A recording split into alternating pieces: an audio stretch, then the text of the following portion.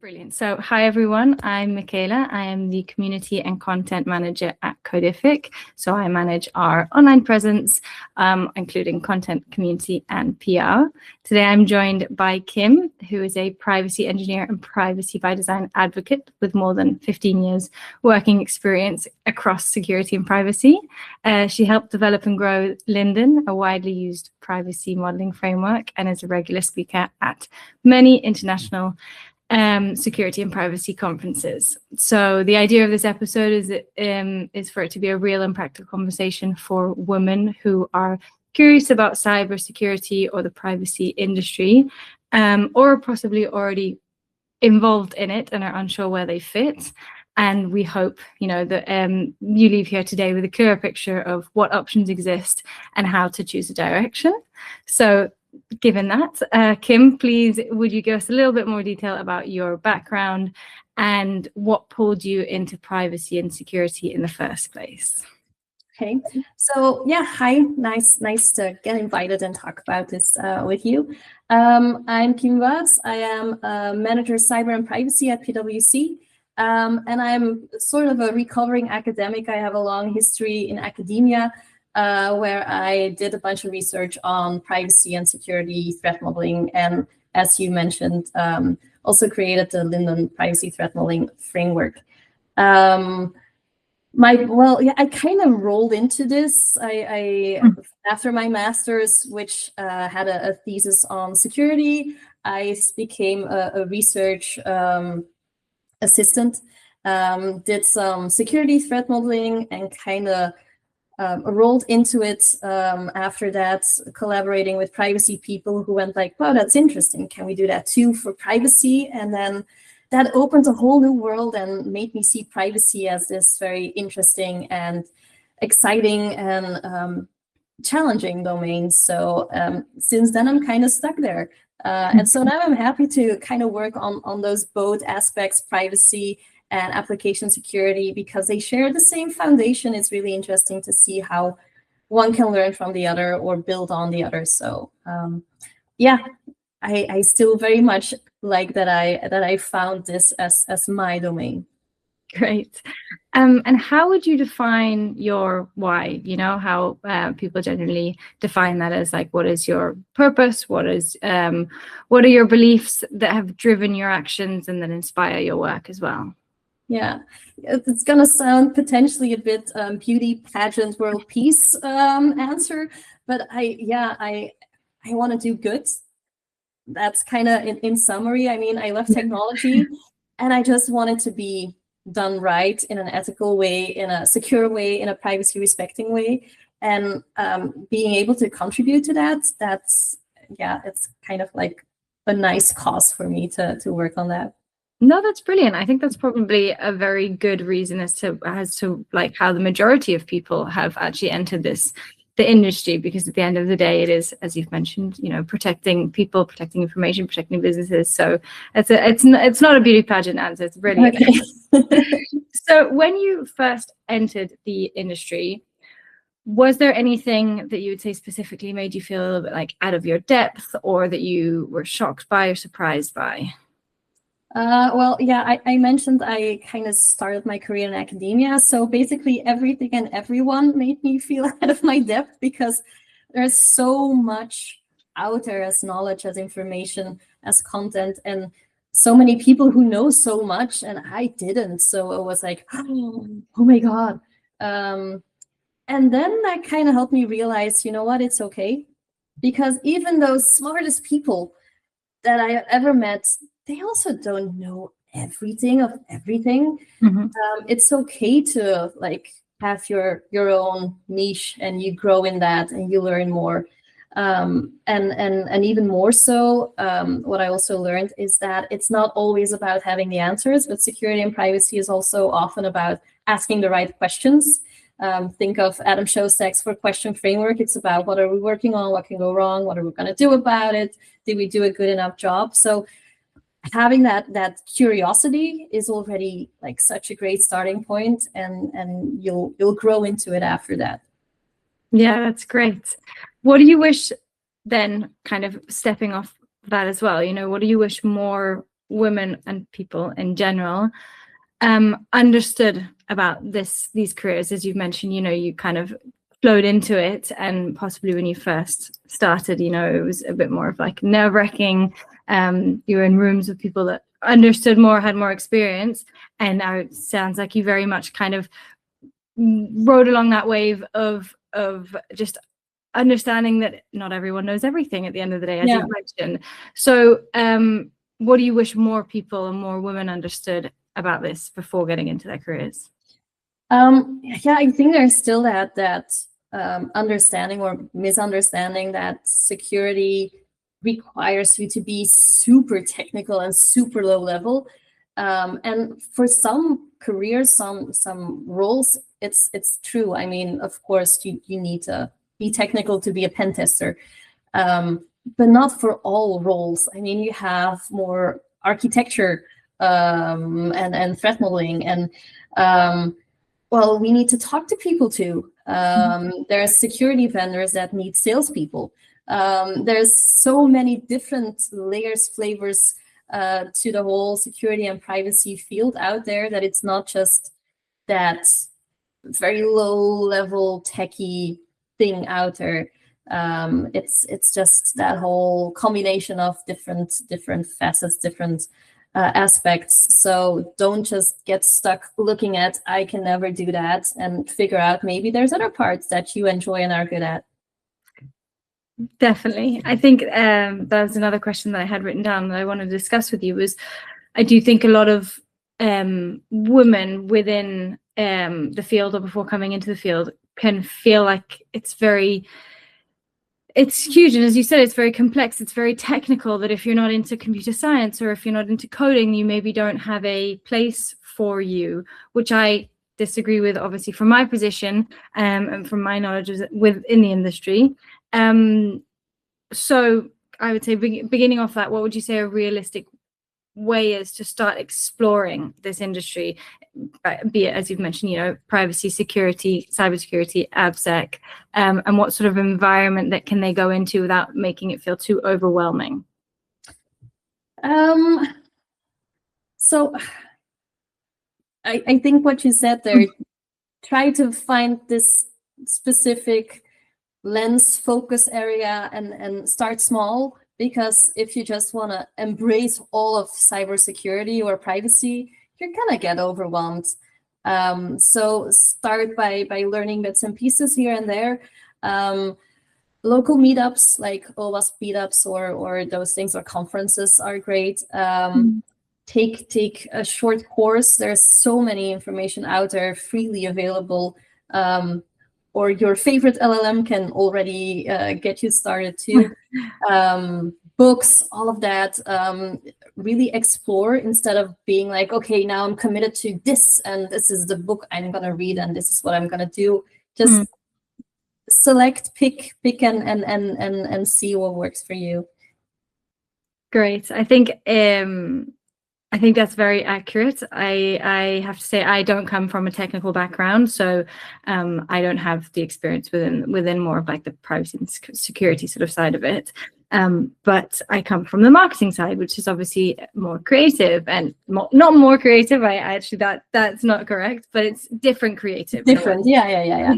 And it's more maybe visual, and it's more of, you know, what you see online sort of thing. It's not as much the hardcore sort of back end of it. And I do have to say, you know, it is an industry, and this is kind of the point of this conversation, is that, you know, we want to make it feel more welcoming for everyone, obviously, in general. But I think that's one thing that people kind of need to get over, that hurdle. And as you've mentioned, there's so much more, and there's so many different careers within the industry, that it's not just like coding or hacking or whatever, or pen testing. As you've mentioned, it can be so much more diverse, and it's just helping people kind of start small and going to these conferences, and actually maybe joining webinars can actually give them a clearer idea of what is more interesting to them and where they kind of connect further with. If you could replace, saying that, one like stereotypical typical cyber situation to something more accurate, what would you want people to picture instead? Well, how security is often represented is like the angry, antisocial person, like with the hoodie, sitting in a dark basement, typing away some weird stuff that you don't understand on the screen. I'm sure we will have some of those in the community, but it's really more about collaboration, about understanding how the system is working, sitting together with a team and figuring out how it works, how it can be improved from a security or a privacy perspective. I think that is kind of a shocker to a lot of people who chose IT or security as a field because, well, I know we have a bunch of introverts in the community, and so many that I talked to went like, but we need to talk to people so much. I chose this profession just, leave me alone. I don't like people, but it's actually a very, human kind of work. So what you were saying before, like being creative in a different mindset from a marketing perspective, all of that, that's also really important because we need to sell our ideas to the board, to our customers, so all of that, how to explain it, how to visualize it, all of those are also really important components that I think make or are important to be successful and to help grow the company or the team or all of that. So yeah, it's actually quite a diverse mix of things you need to make it work. So if you can add something from yourself there, I think it's a great value. Brilliant. Can you recommend, or what would you say your two to four maybe common pathways to good entry points, especially for women who are not sure where they fit within the industry? So as you've said, these conferences, these sort of more educational parts, are a really good way of seeing if it interests you, as you just like step in to see if you like understand the technical side, see if you enjoy listening, see if you enjoy learning, obviously, and if they do. And if that is where they're kind of sat, but they're still like, there's so many different sort of fields that they can go in and specialities. What would you recommend as a starting point? From this is very like your experience. Yeah. So but it's a very good way for people to get a better idea of like what sort of pathways they can go through, well, one of the obvious ones is GRC, probably because it's like the less technical way to get into security and privacy. So it's more about policies and the organizational side of things. But I would also include their culture and awareness kind of things. So change management can also be a way to bring in security and privacy, or your way to jump into that when you include that. So many people who work in privacy, data protection, just rolled into it because, well, somebody needed to take up the role and they kind of felt like that might be interesting.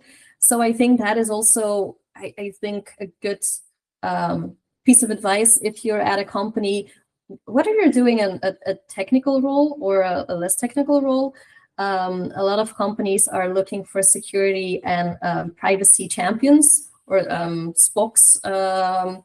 So people from the business who have some affinity with security or privacy and want to take that role that is not necessarily a security role or a privacy role, but kind of brings that knowledge, that expertise into the operational side, which ideally with a nice champions program gives you some benefits of additional training, additional coaching.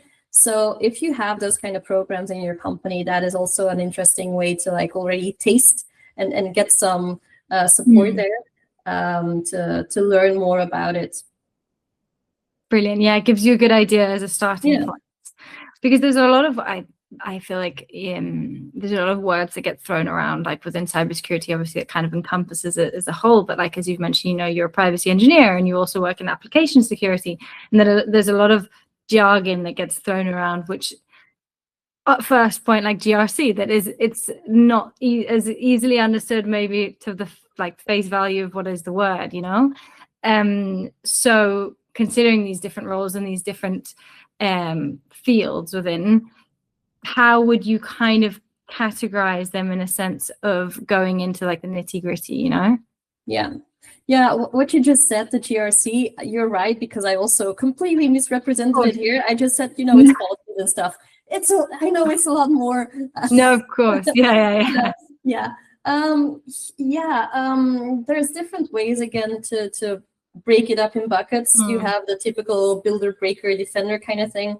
I think like dividing it up into SDLC kind of way, where you have the design, implementation, testing, deployment, the whole process that's kind of overarching and is more of also the softer organizational stuff, awareness, culture.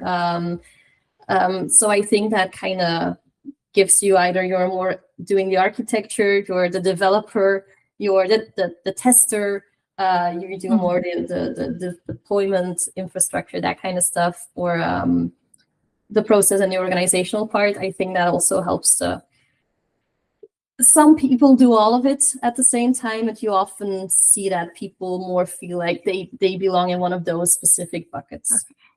Okay. And considering different women at different stages in their careers, what advice would you have for each of them? So, for example, a student graduating high school could be one, a young professional starting their career, or even, you know, a woman that is already within the industry, but maybe they're not enjoying it and they want a career change. What advice would you have for them in these different situations? Yeah. So first of all, I think curiosity, I mentioned it before, like that's already the starting point, and realizing that it's okay that you haven't figured everything out.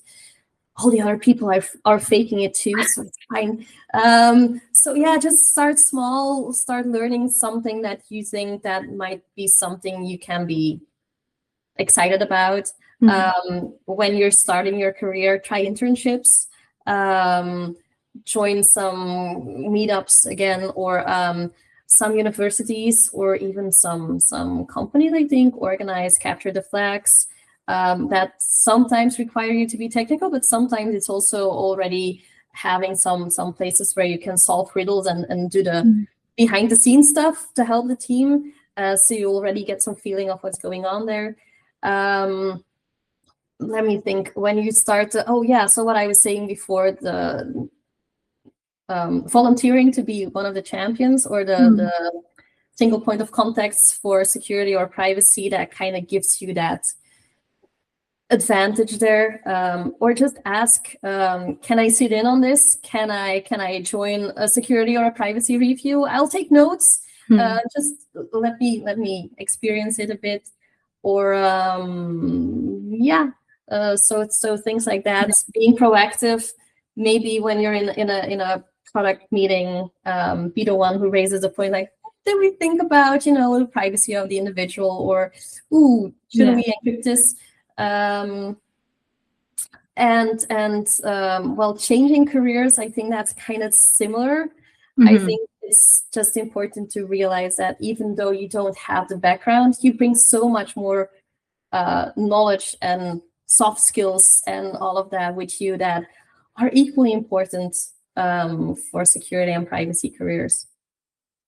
I think curiosity, as you've mentioned, is a really good way forward, because I think it's also somewhere where generally we're maybe more nervous, because you don't want to, as you've mentioned, you don't want to look, as silly terms, but you don't want to look stupid like asking questions. But it's so important, because otherwise, how are you going to grow? How are you going to continue to find things that you like or that you enjoy? So curiosity is definitely a huge point there that will help people in general, I think, understand better what they're good at, what they like. That kind of intertwines with like, what are the 3 questions, or what are a few questions that you could ask that would help someone choose what path is for them, where they feel like they fit, what they're enjoying?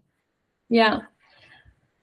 Yeah, this was a difficult question anyways, because it's such, as you say, it's such a broad domain. So I think the first thing is already figuring out how technical you want to be getting. Okay. Yeah. Not necessarily how technical you are, but how technical you want to be getting. I know pen testers who are like top of the game, who did not have the classical technical training, but they just learned it by themselves. And finding something that you're passionate about is more important than having those right qualifications to start with. So do I want to be technical? Do I want to be still dealing with people? Wow, that sounds bad. No, no, but I know what you mean. That interaction. So maybe you're looking more for a customer-facing job, or maybe you want to do more the behind the scenes. Are you okay with just writing deliverables, or do you like the details and you want to dig deeper into policies and like discussing words and should I use this or that, or that's going to be more the GRC side. Again, I'm putting so much bias on there because I don't know that much about it, but there's bits and pieces there that I think can already help you. But yeah, I'm going to come back to my original question. Just be curious and just ask questions. Don't even overthink the questions. Just be curious and soak it in, and Yeah, 100%. I think it was funny as you were asking those questions, I was going through them as well in my head. I think they're a perfect way for someone to not even get started, but for someone to just understand if they're happy in like the position that they're currently in as well. Yeah.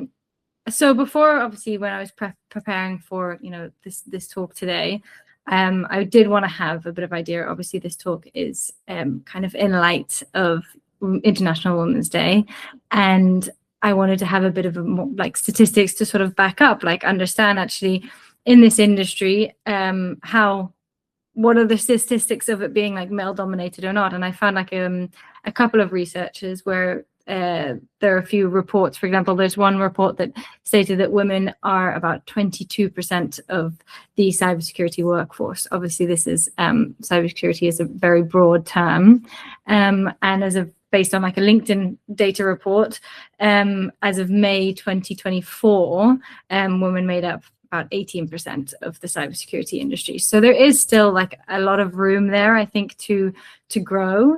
And I think also going back to, what you mentioned at the start, that you kind of get into rooms with people that know more than you and that they have more knowledge or more experience. And for women in particular, I think there can become like a confidence gap of being in a very male dominated industry.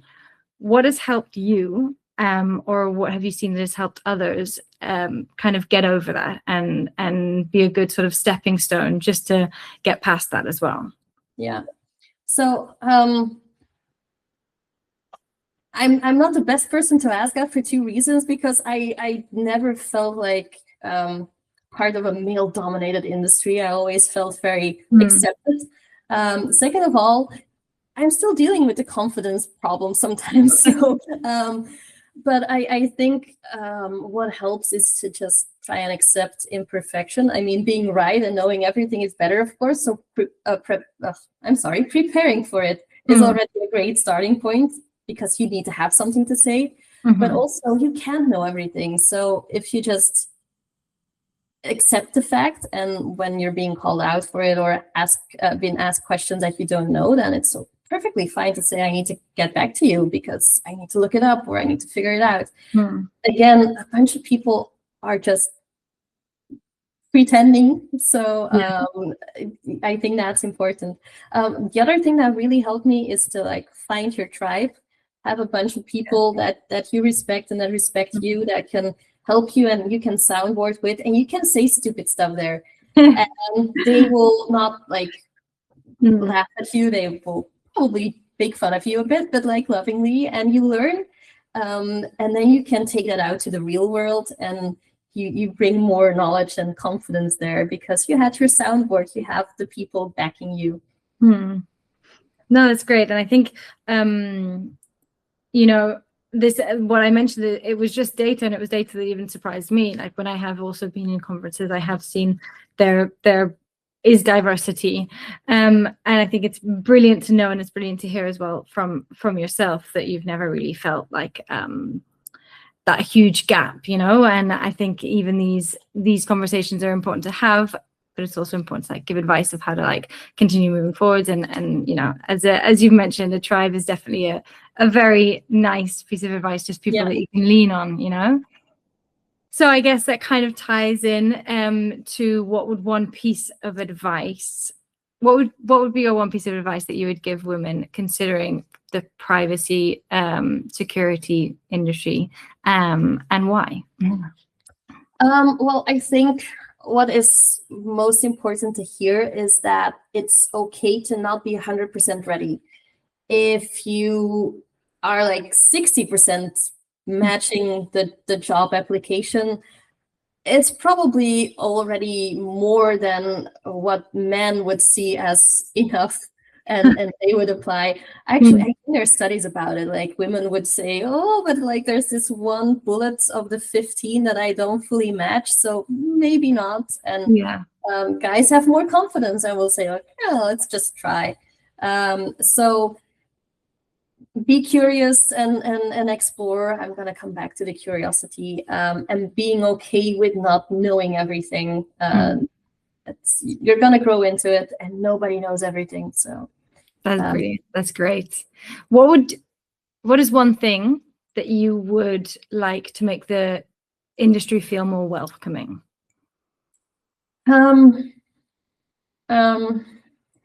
I don't know, bring your pet to work day or something. I don't know. No, yeah, I don't know. It's really hard to say. I think what the industry is mostly struggling with now is we have so much work to do. So there's so much pressure, there's so little time. So if we would have like slightly more time, first of all, headspace to breathe, but also time to mentor people more and better, I think that would help tremendously. I know everybody is making an effort there, but having even more for that would be awesome. But I guess you also don't have a magic wand to wave and give everybody some more time. So yeah. Well, hopefully by persuading more people to join the industry, it also gives you more people to be able to lean on. So so that would be a very a good thing to kind of open up to as well, you know. Great. So I just wanted to ask if there anything. Let me know if there is anything else that you want to go over. If there's anything else that you think I forgot to mention, please let me know. No, I think we covered a lot. So thank you. Great. So thank you so much for your time. That's brilliant.